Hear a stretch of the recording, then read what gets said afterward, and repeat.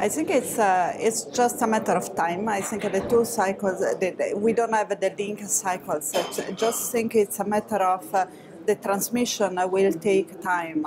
But in a moment in which we see some stabilization, deceleration, and in terms of economic growth, particularly related to the trade components in Germany and related to the automotive sector, etc., the transmission into some stabilization of the dynamics in Central Eastern Europe will come. It's not coming yet. We look on an annual basis. We interview firms. We interview 12,500 firms in Europe, trying to understand their investment dynamics.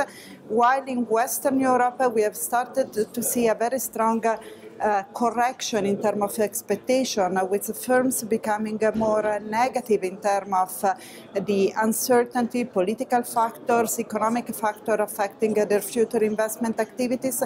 In Central Eastern Europe, we don't see it yet. They are still on the optimistic side related to the cycle. But I think that the link, particularly the trade link, and the fact that most of these countries are part of the global value chain and very much tied to the production cycle of Europe will just mean that there is just a delay in the transmission. But we are not talking of a massive deceleration. We are talking about a stabilization in the growth pattern. So I think that's the key issue. I'm still very much optimistic for growth in the coming year.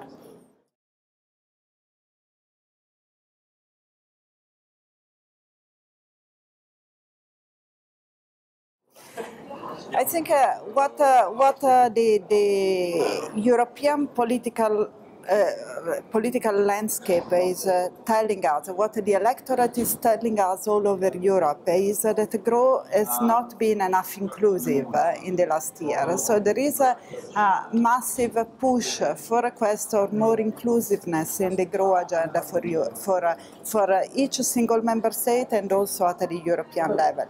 On a political point of view, this is reverted in a very strong stronger results in many countries related to the more populist parties, which are offering an answer, an immediate answer to the more inclusive stance. What I think is very important is that coming out from the new European leadership, coming out following the election, following the new Commission, is the definition of a growth agenda, a growth plan for Europe that is strongly based on sustainability and on inclusiveness. This is the only answer that Europe can provide, and trying to look at the long-term challenge, addressing the long-term challenge, but at the same time having the sustainability and inclusiveness as an element of policies.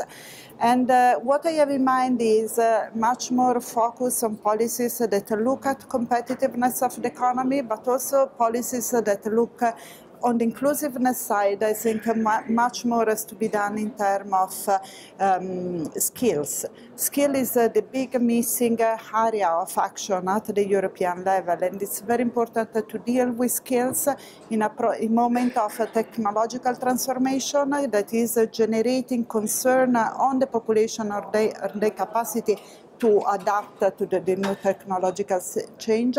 So a policy in terms of scale can be a policy that delivers at the same time long-term economic positive dynamics and then competitiveness on the one side, but also social inclusiveness on the other. And it's one of the policies that we really should push for.